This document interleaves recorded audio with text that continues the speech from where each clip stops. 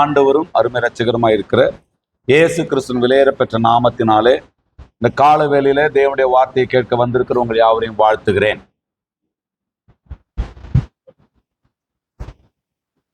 ஒரு காட்டு வழியா ஒரு சிங்கம்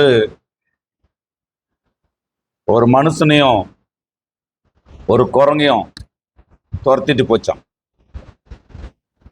இந்த மனுஷனும் குரங்கும் வேகமா ஓடி போய் ஒரு மரத்துல ஏறிச்சாங்களாம். மரத்துல ஏற்ற பிற்பாடு சிங்கம் அந்த மரத்துக்கு நின்னுக்கிற மேல பாக்குது. ரெண்டு பேரை சாப்பிடுற அளவுக்கு எனக்கு என்ன இல்லை, பசி இல்லை. யாராவது ஒருத்தரை தான் நான் சாப்பிட போறேன். யாராவது ஒருத்தர் என்ன பண்ணு, ஒருத்தனை கீழே தள்ளி விடு அப்படின்னு முதல்ல மனுஷங்கிட்ட சொல்லிச்சான்.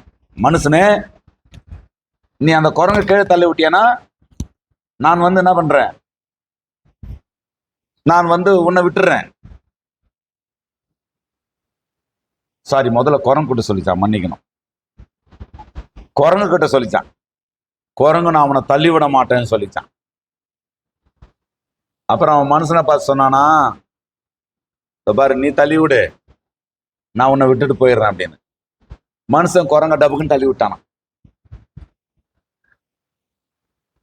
அப்போ கீழே விழுந்த உடனே அந்த சிங்கம் அந்த குரங்க பார்த்து கேட்டுச்சான், நீ அவனை நம்மலாம் காட்டுல ஒன்னா வாழறவங்க, நீ அவனை தள்ளி விட்டுருந்தியானா தொல்லை இல்லாம நம்ம வாழ்ந்துருக்கலாம் இல்லையா, நீ ஏன் அவனை தள்ளி விடலன்னு. அப்ப அந்த குரங்கு சொல்லிச்சான், சிங்கராஜா நீங்க தொத்திட்டு வந்தீங்களா, நாங்க மரத்துல ஏறும் பொழுது ஏற்ற பின்னாடி ரெண்டு பேரும் ஒரு உடன்படிக்கை பண்ணோம்.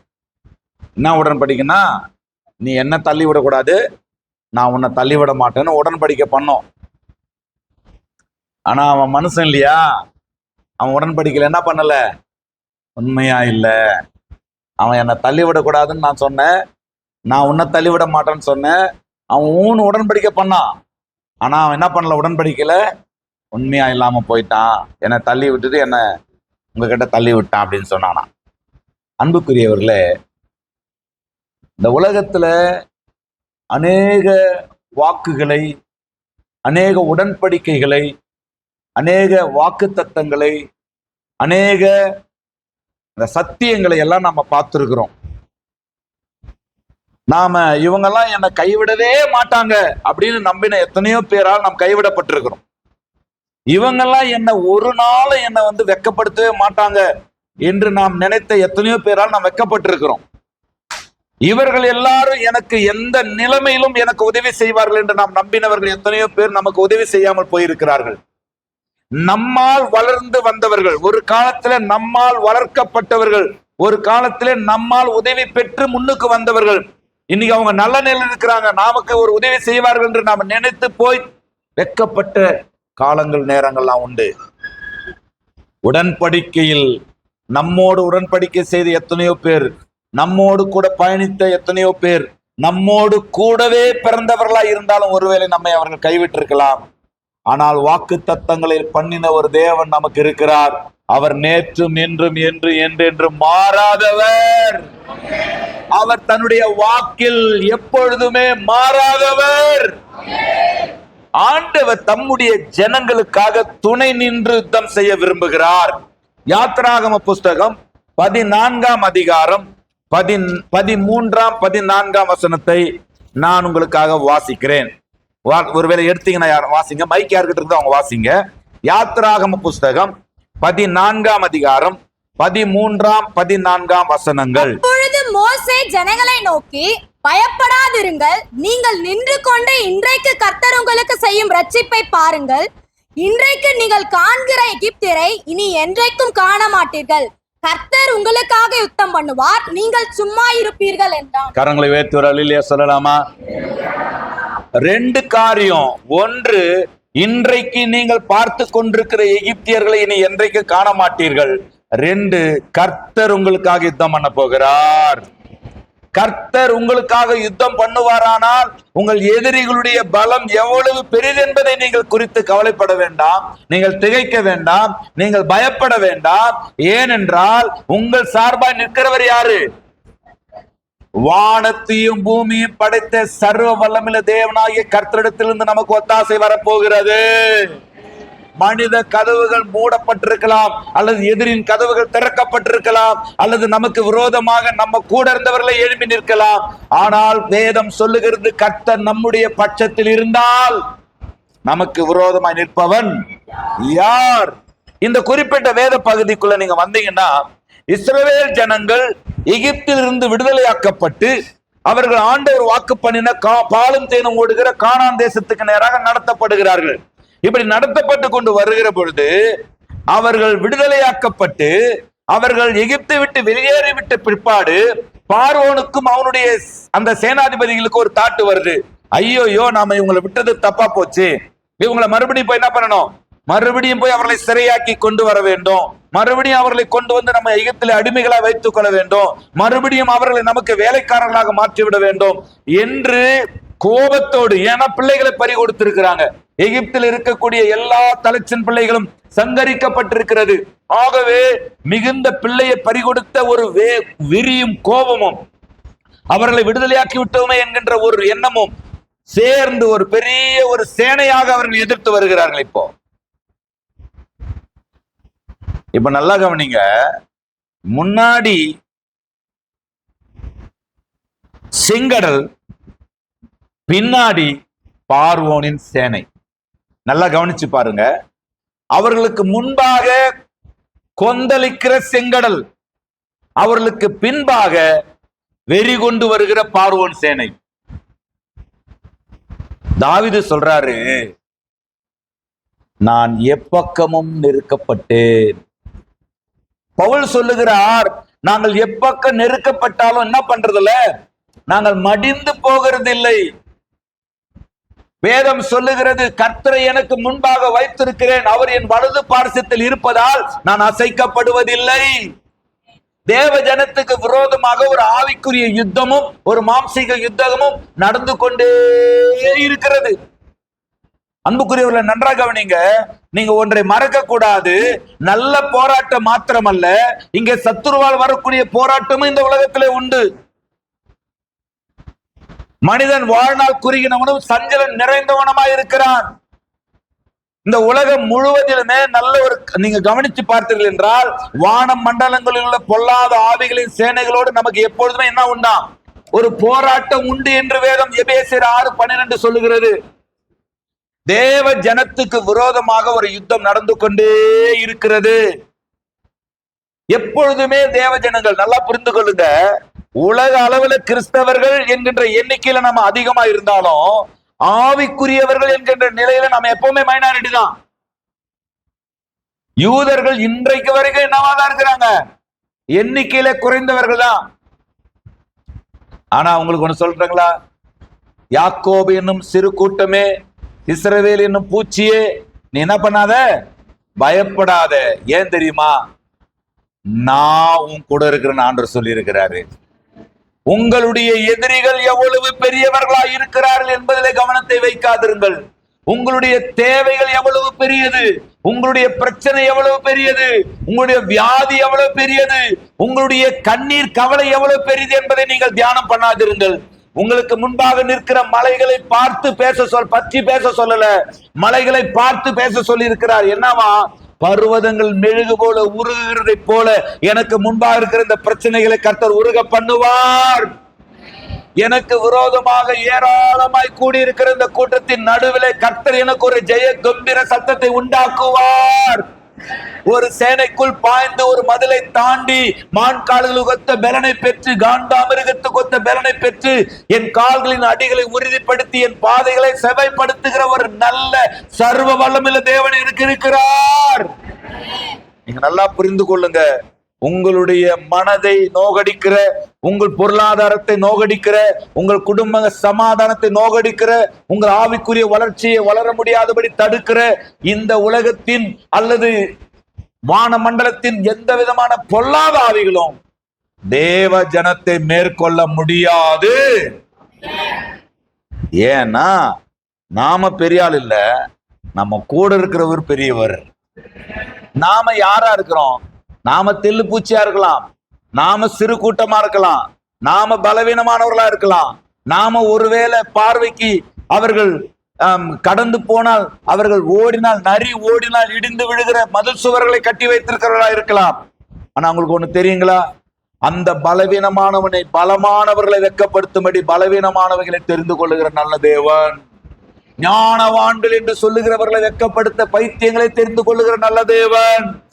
கர்த்தர் நமக்கு துணை நின்று யுத்தம் செய்வாரானால் நம்முடைய வாழ்க்கையில் எந்த யுத்தத்திலும் முடிவில் வெற்றிதான் நாம் பெறப்போகிறோம்.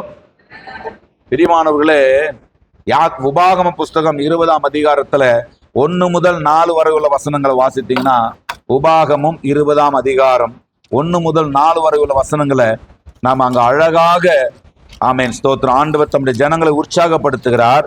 நீ உன் சத்துருகளுக்கு எதிராக, நல்லா புரிந்து கொள்ளுங்க, நீ உன் சத்துருகளுக்கு எதிராக யுத்தம் செய்ய புறப்பட்டு போகையில் குதிரைகளையும் ரதங்களையும் உன்னிலும் பெரிய கூட்டமாகிய ஜனங்களையும் கண்டால் அவர்களுக்கு பயப்படாயாக.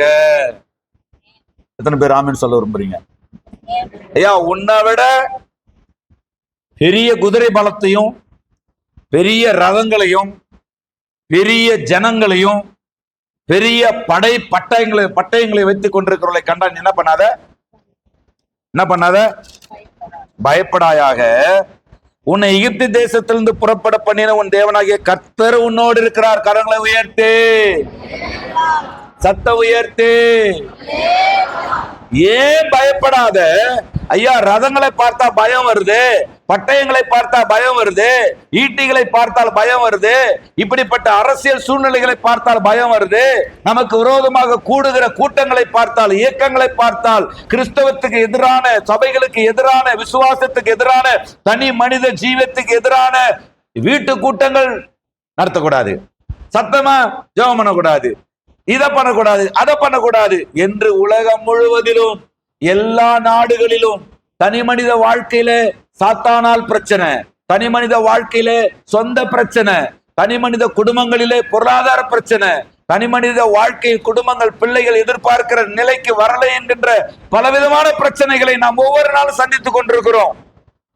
ஆனா ஆண்டவர் சொல்றாரு, உன்னுடைய பலத்துக்கு மிஞ்சி இருக்கிற பிரச்சனைகளுக்காக நீ கவலைப்படாத. உன்னால தீர்த்து கொள்ள முடியவில்லையே என்று நீ கண்ணீர் விடுகிற காரியத்திற்காக இனி கண்ணீர் விடாதே. ஏன்னா உன்னை எகிப்திலிருந்து பண்ணின தேவன் எகிப்திலிருந்து போய் வாங்கன்னு சொல்லல, நான் என் சமூகம் உனக்கு முன்னாடி போகணும்னு சொல்லி இருக்கிறாரு. எப்பா, நீ எகிப்திலிருந்து உன்னை விடுதலை ஆக்கிட்டேன், இனிமே எப்படியாவது போய் கானான சேர்ந்துக்கோன்னு சொல்லிட்டு அவர் போய் உங்களை அனுப்பி விட்டுட்டு அவர் அங்கே எகிப்துல உட்கார்ந்துடல, அல்லது நீங்க வந்து சேருங்கன்னு அவர் வேகமா போய் கானான்ல சேர்ந்துடல.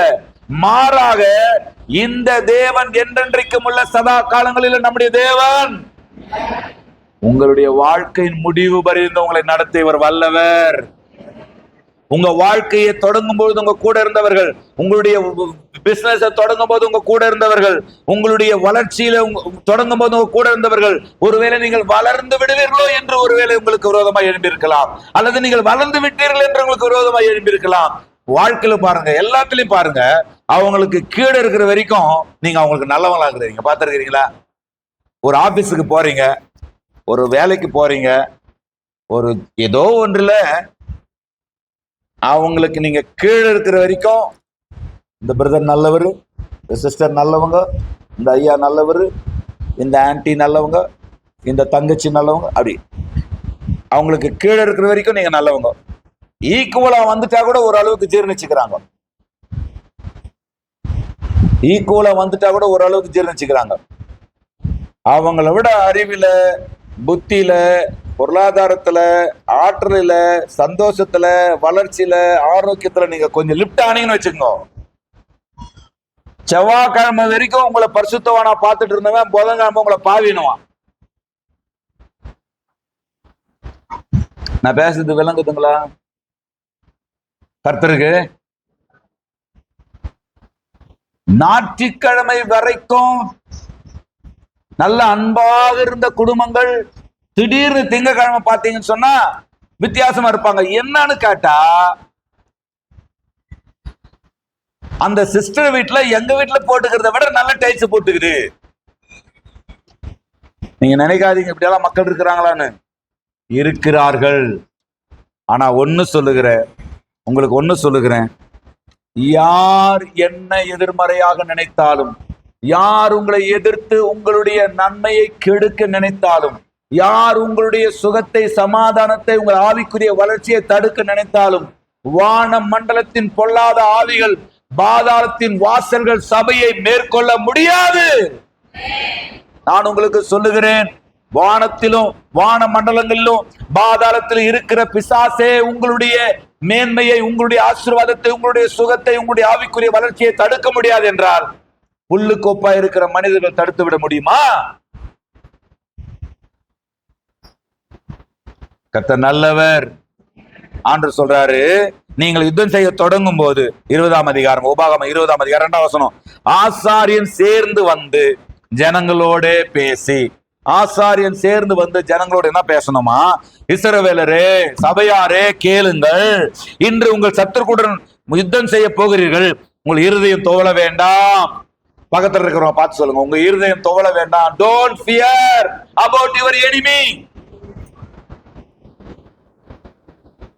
நீங்க சொல்றதெல்லாம் பார்த்தா எதிரிகள் ஏற்கனவே ஜெயிச்சிட்ட மாதிரி தெரியுது.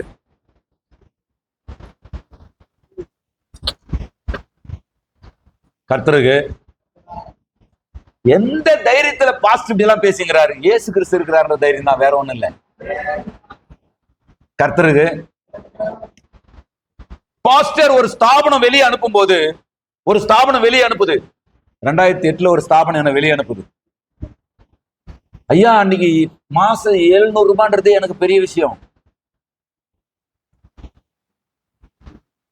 ஸ்தாபனம் என்ன வெளியே அனுப்புது. என்ன காரணம்? சொந்தமா இடம் வாங்கி சபையை கட்டிட்டீங்க. என்னப்பா, சொந்தமா இடம் வாங்கி சபை கட்டுறது நல்லதா கெட்டதா? இல்ல கேக்குறேன், நல்லதா கெட்டதா?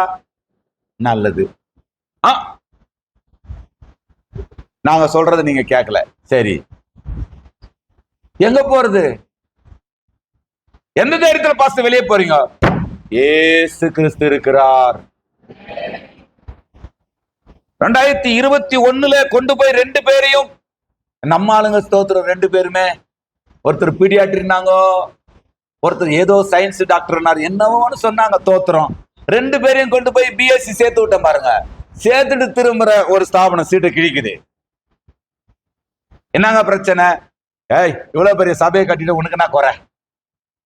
எல்லாருக்கும் என்னடா பிரச்சனைனா, இந்த சர்ச்சு தாயா பிரச்சனை. பாஸ்ட் இவ்வளவு பெரிய சர்ச்சு கட்டிருக்கிறாரு, எந்த ஸ்பான்சர் இல்லாம கட்டிருக்கிறாருன்னா என்னவோ நடக்குது. இயேசு நல்லவர். ஐயா, சிலரை காம்ப்ரமைஸ் பண்ணி பேசியிருக்கலாமே பாஸ்டர். சிலர்லாம் காம்ப்ரமைஸ் பண்ணி பேசியிருந்தா நிறைய உதவி செஞ்சிருப்பாங்களே. இத பாருங்க, சத்தியத்தின்படி உங்களை வளைந்து கொள்வதற்கு தான் எனக்கு சோறு போடுறார தவிர, நான் சோறு சாப்பிடறதுக்காக இந்த சத்தியத்தை சொல்லல. எத்தனை பேருக்கு புரியுது? நான் வாழ்ந்து என்ன பண்ண போறேன்? இப்ப 100 வயசு வாழ்ந்து என்ன பண்ண போறேன்? ஐயா, நான் ஊழியம் செய்வதற்காக உணவை உண்ணுகிறேன், உணவை உண்ணுவதற்காக ஊழியத்தை செய்யல. புரிஞ்சவங்க? அப்படியானால் என்ன தைரியத்துல ஆசாரியன் இஸ்ரவேல் மக்களை பார்த்து சொல்லுகிறான், நீங்க ஒரு தைரியத்தோடு போங்க. ஏன் தெரியுமா? உங்கள் இருதயம் துவள வேண்டாம், உங்கள் இருதயம் துவள வேண்டாம். நீங்கள் அவர்களை பார்த்து பயப்படவும், கலங்கவும், தத்தளிக்கவும் வேண்டாம். ஏன்? உங்களுக்காக. 4ஆம் வசனத்தை எல்லாரும் வாசித்தா கூட நல்லா இருக்கும். ஐயா, உபாகமம் 20:4 எல்லாரும் வாசிங்க. உங்களுக்காக உங்கள் சத்துருக்களோட யுத்தம் பண்ணவும், உங்களை ரட்சிக்கவும் உங்களோடு கூட போகிறவர் உங்கள் தேவனாகிய கர்த்தர் என்று சொல்ல வேண்டும். சத்தம் உயர்த்தி இதை நம்புகிறவர்கள் மாத்திரம்.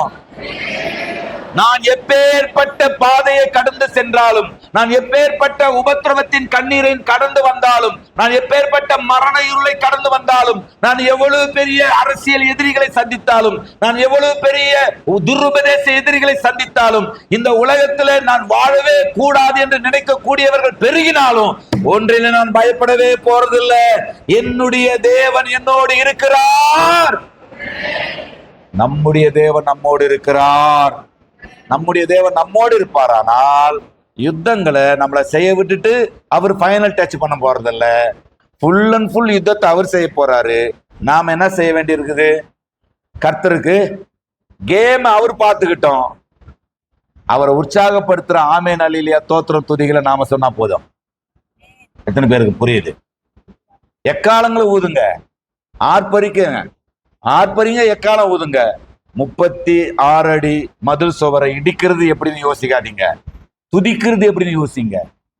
இந்த பிரச்சனையை நமக்கு பெரும்பாலும் தோத்து நாம தேவ ஜனங்களா இருந்தாலும் நாம பல நேரங்கள்ல தோத்து போறதுக்கு ஒரு மெயின் காரணம் என்னன்னா, பிரச்சனையை நாமளே தீர்த்து கொள்ள முற்படுறோம். இதுவரை பிரச்சனைகளை நீங்களே தீர்த்து கொள்ள முற்பட்டு தோல்வி அடைந்திருக்கலாம். இதுவரைக்கும் பிரச்சனைகளை நீங்களே சரி செய்து கொள்ள முற்பட்டு ஒருவேளை ஏமாற்றங்களை அடைந்திருக்கலாம்.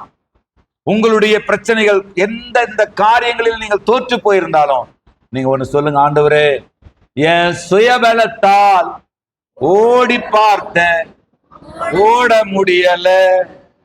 என் மனபலத்தால் கடந்து பார்த்தேன், கடக்க முடியல. என் கால் பலத்தால் நடந்து பார்த்தேன், நடக்க முடியல. என் வாய் பலத்தால் வாழ பார்த்தேன், வாழ முடியல. அப்ப என்ன பண்ணலாம்? நடக்க முடியல. தெரிஞ்சவங்கலாம் என்னை தாங்கி கொள்ளுங்க, கரத்தில் ஏந்து கொள்ளுங்க. நடக்க முடியல டேடி, நடக்க முடியல. என்னை தாங்கி கொள்ளுங்க, கரத்தில் ஏந்தி கொள்ளுங்க. நம்முடைய எதிரிகளோடு நாம போய் நெஞ்சு நிமித்திக்கு நிக்கிறதுனால தாங்க தேவன் கம்மன் இருக்கிறாரு. நம்முடைய பிரச்சனைகளை நாமளே சரிப்படுத்திக் கொள்ள முடியும் என்று ஆண்டவரை சைலண்ட் ஆக்கிடுறோம் வாழ்க்கையில. நீங்க அமைதியா இருந்து அவரை வேலை செய்ய விடுங்க. அவரை அமைதியாக்கி நீங்க வேலை செஞ்சுட்டு இருக்கிறத கொஞ்சம் நிறுத்துங்க. எத்தனை பேருக்கு புரியுது? கர்த்தர் நல்லவர். எப்பொழுதும் ஆண்டவர் தம்முடைய ஜனத்துக்கு துணை நிற்கிறவர். பாருங்க, ஆதியாகம புஸ்தகத்துல 14ஆம் அதிகாரம் 9ஆம் 14ஆம் 15ஆம் 16ஆம் வசனத்தை நீங்க படிச்சீங்கன்னா நீங்க எழுதி கொள்ளுங்க. அந்த சம்பவத்தை நான் ஏற்கனவே உங்களுக்கு சொல்லி இருக்கிறேன். ஆபிரகாமுக்கு கர்த்தர் துணை நிற்கிறார். 15ஆம் அதிகாரம் 1ஆம் வசனத்தை, இந்த காரியங்கள் நடந்த பின்பு, ஆதியாகமம் 15:1 நான் வாசிக்கிறேன். இந்த காரியங்கள் நடந்த பின்பு கர்த்தருடைய வார்த்தை ஆபிரகாமுக்கு தரிசனத்திலே உண்டாகி, அவர் ஆபிரகாமே என்ன பண்ணாத, உங்களை பார்த்து நீங்களே சொல்லிங்க, நீ பயப்படாத. உங்களை பார்த்து நீங்களே சொல்லிங்க, நான் பயப்பட மாட்டேன். சத்தமா சொல்லுங்க, நான் பயப்படவே மாட்டேன். வாய் திறந்து. ஏன் தெரியுங்களா? ஏன்னா 366 முறை ஆண்டவர் பயப்படாதேன்னு சொல்லி வச்சிருக்கிறார். ரிப்போர்ட் என்ன சொல்றது? ரிப்போர்ட் சொல்றதை ஒரு பக்கம் வெய்யா. ரிப்போர்ட் என்ன சொல்லுச்சு?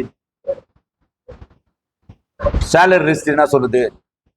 கடனாரன் என்ன சொல்றான்? நான் பயப்பட போறதில்ல, நான் பயப்படவே மாட்டேன். ஏன்னா ஆபிரகாமுக்கும் அவர் தேவன், ஈசாக்குக்கும் அவர் தேவன், யாக்கோபுக்கும் அவர் தேவன், எனக்கும் அவர்தான் தேவன். இந்த சம்பவத்துக்கு பின்னாடி போய் பாருங்க. நீங்க 14ஆம் அதிகாரத்துல சினேயாரின் ராஜாவாகிய அம்ராப்பேலும் அவர்களோடு சேர்ந்திருக்கிற ஏலாமின் ராஜாவாகிய கெதர்லா கோமேரும். இந்த கெதர்லா கோமேர் என்பவன் யாருன்னா, ஐயா, அவனோடு ஒரு 4 பெரிய ராஜாக்களை வைத்திருக்கிறான். அவனோடு சேர்ந்து ஒரு 4 ராஜாக்களை வைத்திருக்கிறான். அவன் போகிற எல்லா நாடுகளையும் ஜெயித்து விடுகிறான். 5ஆம் வசனத்தை பாருங்க. அதாவது 6ஆம் வசனத்தை 5ஆம் வசனத்தை 14ஆம் வருஷத்திலே கெதர்லா கோமேரும் அவனோடு கூடியிருந்த ராஜாக்கள் வந்து அஸ்தரோத் கர்னாயிமிலே இருந்த ரெப்பாயிமரையும், காமிலே இருந்த சூசிமரையும், சாவோ கிரியாத்தாயிமிலே இருந்த ஏமியரையும், சேயிர் மலைகளில் இருந்த ஓரியரையும், வனாந்தரத்துக்கு அருகான எல்பாரான் மட்டும் முறியடித்து அதுக்கப்புறம் திரும்பி வரான். அமலேக்கியருடைய நாடு அனைத்தையும் தாமாரில் குடியிருந்த எமோரியரை கூட சங்கரித்தான். இதெல்லாம் பிரம்மாண்டமான வல்லரசுகள். வல்லரசுகள் எல்லாம் தூக்கி முழுங்கிட்டு வந்துட்டான் இந்த கெதர்லா கோமேர். இப்போ இந்த சோதேம் குமாராவின், நீங்க கவனிக்கலடானா ஒண்ணும் புரியாது. சோதேம் குமாராவின் ராஜாக்கள் 5 பேர் இவர்களோடு சண்டையிட்டு இந்த 4 ராஜாக்கள் இந்த 5 ராஜாக்களை ஜெயிச்சுட்டாங்க. அப்படியானால் என்ன அர்த்தம்? எத்தனை ராஜ்யங்கள், 4 ராஜா 5 ராஜா தோக்கடிக்கிறான், எல்லாரும் தோக்கடிக்கிறான். பிரம்மாண்டமான ஒரு ராஜாவாக, ஒரு ராஜ்யமாக கெதர்லா கோமேர் உருவாகிட்டான். இப்போ ஆபிரகாம் 318 பேரை கொண்டு போய் ஜெயிச்சுட்டு வந்துட்டாரு. அல்லேலூயா. ஐயா, ராஜ்யங்களை தூக்கி பந்தாடிட்டு வந்தவன், போற இடங்களில் எல்லாம் ஜெயத்தை பெற்றுக் கொண்டிருந்தவன், அவன் நினைக்கிறதை நடத்திய முடிக்கிறவன், கோதம் குமாராவ ராஜாக்கள் 5 பேரையும் ஜெயித்தவன். இப்போ போய் இவன் ஜெயிச்சுட்டு வந்துட்டான். இப்ப கூட இருந்தவங்க யாருன்னா, ஆபிரகாம் திரும்பி வரும்பொழுது இந்த சோதேமின் ராஜா பேரா சொல்றான், எப்பா பொருள் எல்லாம் உண்ணுது, ஜனமெல்லாம் என்னது. எவ்வளவு பெரிய ஆஃபர் இல்ல? இவன் ஏற்கனவே 6 ராஜ்யங்களை ஜெயிச்சுட்டு வந்திருக்கிறான், 5 ராஜாக்களை ஒரே நேரத்துல ஜெயித்து இருக்கிறான். அவன் எவ்வளவு ராஜாக்களை ஜெயிச்சுட்டு வந்தான்றதெல்லாம் முழுசா வேதம் சொல்லல. அவ்வளவு பொண்ணும் பொருளும் அவனிடத்தில் இருக்கிறது. அவனை இந்த 318 பேரை கொண்டு போய் ஒரு ஜெயிச்சதே மிராக்கல் தான். மிராக்கல் வாழ்க்கையில தேவன், அது நமக்கு தான் மிராக்கல், அதுக்கு அவருக்கு அது வந்துட்டு அப்படியா ஆண்டவரே எவ்வளவு நன்மை செஞ்சு தெரியுமா? அப்படியா? நீங்க சாதாரணமா செய்யற விஷயங்க, அது அவருக்கு அற்புதங்களை செய்வது ஆண்டவருக்கு சாதாரணம். உங்களுக்காக யுத்தம் செய்வது அவருக்கு பிடித்த விஷயம். உங்களுக்கு ஜெயத்தை கொடுப்பது அவருக்கு பிடித்த விஷயம். உங்க கூட வர்றது அவருக்கு பிடித்த விஷயம். நீங்க அவருக்கு பிடிக்காதவரா இருந்தாலும் அவர் உங்களை கூட இருக்கிறது பிடிச்சிருக்குதே. நாம் உண்மை இல்லாதவரா இருந்தாலும் அவர் நமக்கு உண்மையுள்ளவரா இருக்கிறாரே. வேதத்துல வாசிக்கிறோம், ஆபிரகாம் இப்ப பயப்படுறான். ஏன்? பேரா சொல்லுகிறான், மொத்த ஜனத்தை மட்டும் கொடுத்துரு, மொத்த பணத்தை உனக்கு எடுத்துக்கோ. கூட போன அந்த மம்ரேயின் மனிதர்கள், அந்த எஸ்கோல் ஆனேர், இவங்க என்ன பண்றாங்கன்னா, ஐயா இவ்வளோ சொத்த வேணான்றான்பா இந்த ஆபிரகாம். அப்ப ஆபிரகாம போய் சண்டை போட்டா ஒரு லாபமும் கிடையாது அப்படின்னு சொல்லி யுத்தத்துல போய் ஆபிரகாமுக்கு துணையா நின்றவங்க இப்ப ஸ்டாப் ஆயிட்டாங்க. இப்ப ஆபிரகாம் தனி மரம் ஆயிட்டாரு. ஆபிரகாமுக்குள்ள ஒரு பயம் வருது, இந்த தோற்கடிச்சிட்டு வந்தவங்க எல்லாம் சேர்ந்துட்டாங்கடான்னா நம்ம என்ன ஆக போறோமோ. கூட கொஞ்சம் ஆனேர் இருந்தா கொஞ்சம் நல்லா இருந்துச்சு இல்லையா? ஆனேர், எஸ்கோல், மம்ரே போன்ற மனிதர்கள் கூட்டமா இருந்தாங்க, கொஞ்சம் பயம் நமக்கு இல்லாம இருந்துச்சு. இப்ப நம்ம தனித்து மரமா இருக்கிறோமே, தனி மரம் ஆயிட்டோமே. உதவி செய்யற ஏதோ ஒரு சிலர் இருந்தாங்கன்னா நம்பிக்கை அவங்க மேல போயிருந்தா இல்லையாங்க? நமக்கு இவர்கள் சப்போர்ட் பண்ணுவாங்கன்ற யாரையாவது ஒருத்தர் நினைச்சோம்னா நம்முடைய பிரச்சனைக்கு உடனே டக்குன்னு அவங்க மேல கவனம் போயிருது இல்லையா? இப்ப ஆபிரகாம் திரும்பி பாக்குறாரு. ஆபிரகாமுக்கு வடக்குலயும் ஆள் இல்ல, தெற்குலயும் ஆள் இல்ல, கிழக்குலயும் ஆள் இல்ல, மேற்கு ஆள் இல்ல, எல்லாமே பிளைண்ட். ஆபிரகாமின் சந்ததியே, வானத்திலிருந்து ஒரு சத்தம் உண்டானது, வானத்திலிருந்து ஒரு சத்தம் உண்டானது. கர்த்தர் ஆபிரகாமை நோக்கி, பயப்படாதே,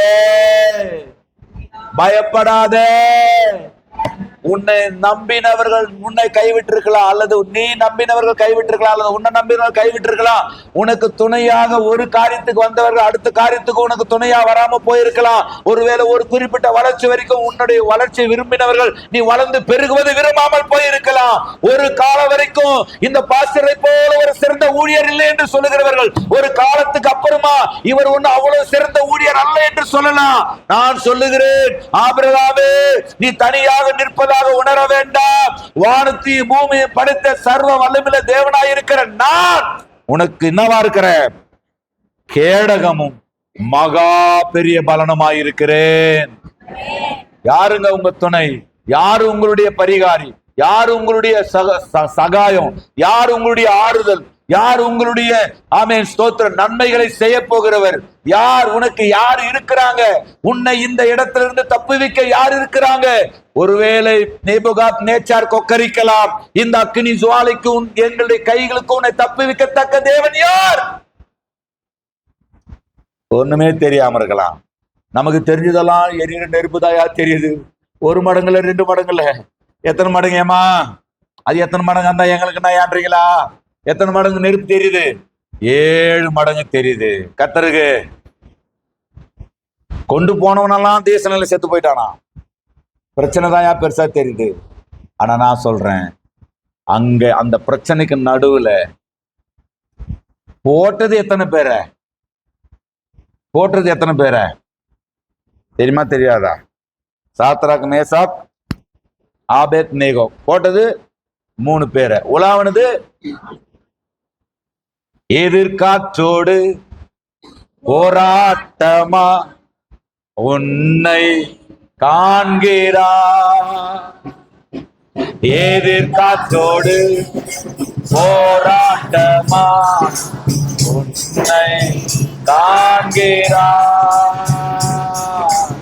உன் பாதையில் ஏறுகிறா, அமைதி தருகிறா.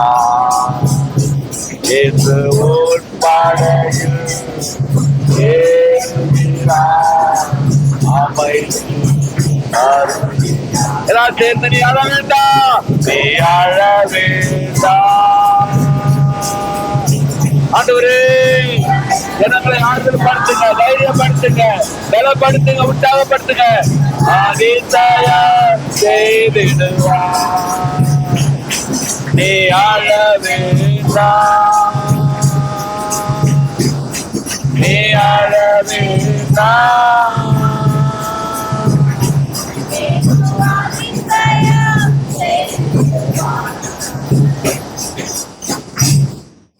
படகுல இயேசு என்ன தலை வச்சிருந்தாராம்? கப்பலின் உடையிற இடம் எது? முன்னணி எப்படி இருக்கும்? கூர்மையா இருக்கும். பின்னணி எப்படி இருக்கும்? முன்னணி எப்படி இருக்குங்க? கப்பலுடைய முன்னணி எப்படி இருக்கும்? பின்னணியும் தட்டையா இருக்கும். அப்படியானால் கடல் அலை வந்து அடித்தால் முன்பக்கம் எப்படின்னா ஆயிடும்? உடையாது. தட்டையா இருக்கிற பக்கம் தான் டேமேஜ் ஆகும் இல்லையா? அப்படியானால் இயேசு தலையை எங்க வச்சிருந்தாராம்?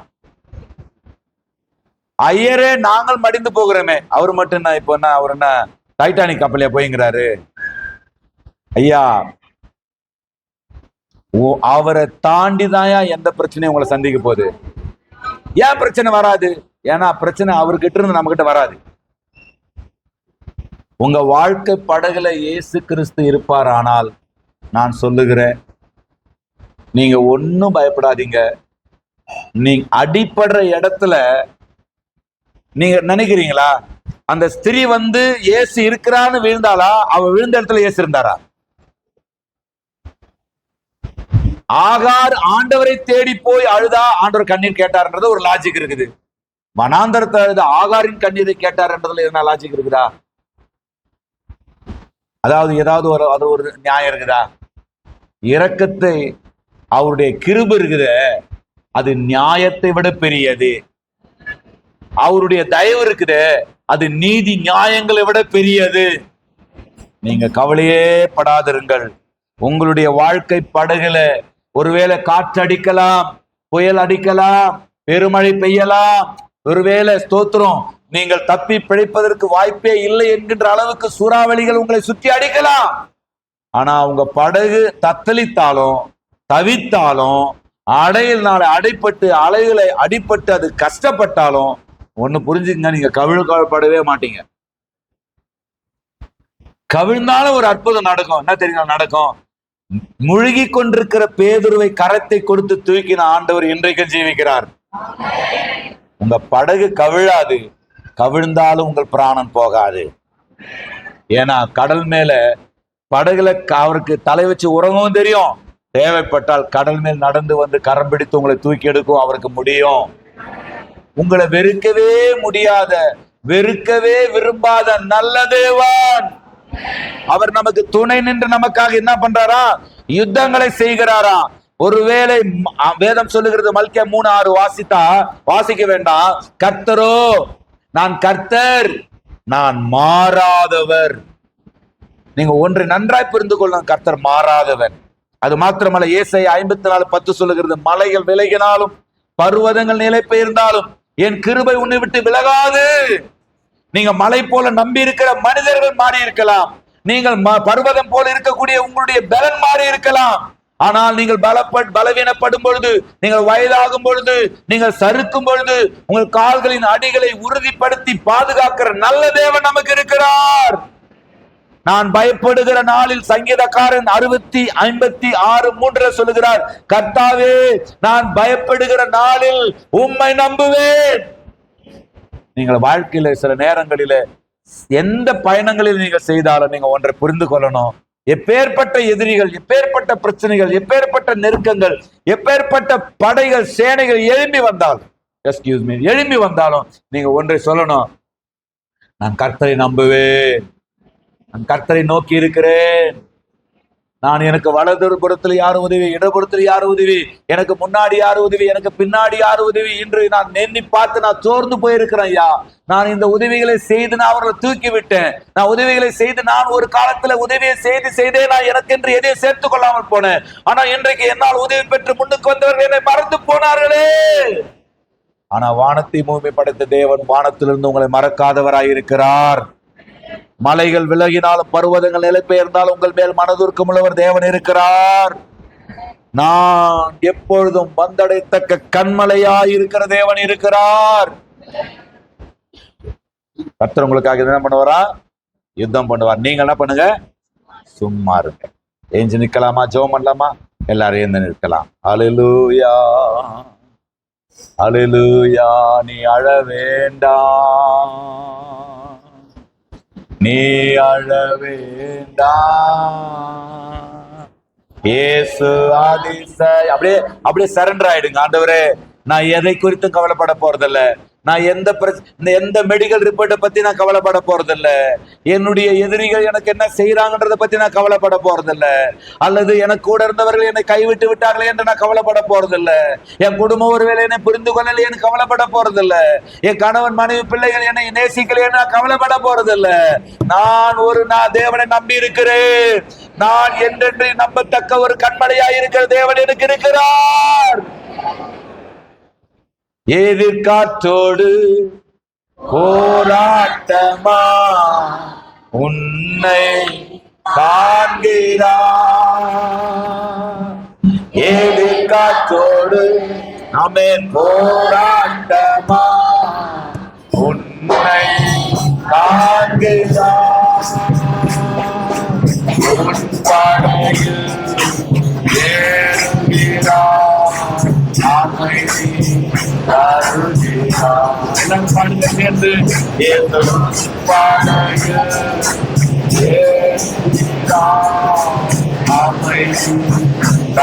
Don't cry about your problem.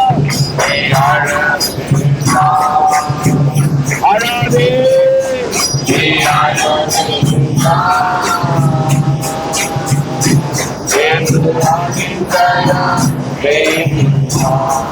அழ வேண்டாம், நீ அழ வேண்டாம்,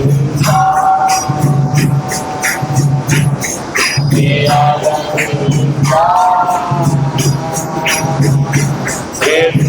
வேண்டாம். கர்த்தர் உங்களோடு கூட இருக்கிறார். கர்த்தர் உங்களுக்காக யுத்தம் பண்ணுவார். இந்த மாதங்களிலே கர்த்தர் உங்களோடு கூட இருந்து உங்களை வழி நடத்துவார். எல்லா நாட்களிலும் உங்களோடு கூட இருப்பார். எல்லா வாரமும் உங்களோடு இருப்பார். எல்லா மாதம், எல்லா வருடம், எல்லா காலங்களிலும் இயேசு கிறிஸ்து உங்களோடு இருப்பார். அவரை நம்புகிறதை அதிகப்படுத்துங்க. பயப்படுகிற சூழ்நிலைகளிலே கர்த்தரை நம்புங்க. நெருக்கங்களிலே கர்த்தரை நம்புங்க.